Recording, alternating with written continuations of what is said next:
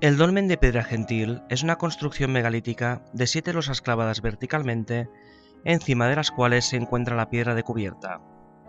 Esta estructura no ha sido nunca excavada ni documentada científicamente, lo que deja algunas incertidumbres sobre su origen, forma y ubicación originales. Prueba de este desconocimiento es que no se sabe exactamente cuándo fue construido. Según el arqueólogo Ricardo Pascual, sobre el año 3000 a.C., al oriente del Mediterráneo, se desarrolló una civilización que en Cataluña no llegó hasta el 2000 o 1500 a.C.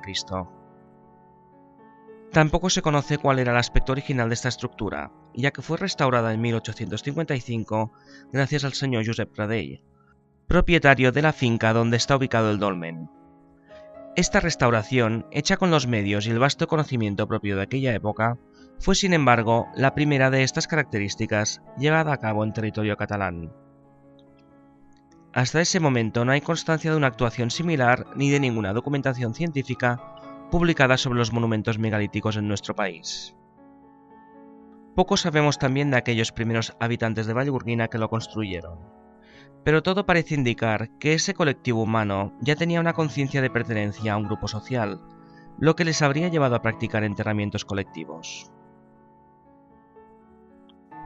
Los dólmenes, al fin y al cabo, son estructuras funerarias que originalmente estaban cubiertas de un montículo artificial de arena que cubría la cámara mortuoria, lo que hoy sería el interior de la mesa, donde reposaban los restos de sus ancestros en medio del ajuar funerario.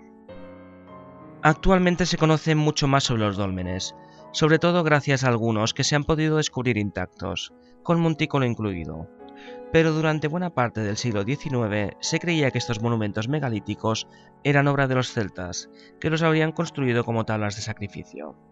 Las fábulas decían que la cubierta del sepulcro tenía regueros por donde fluye la sangre de las víctimas sacrificadas en rituales druidas.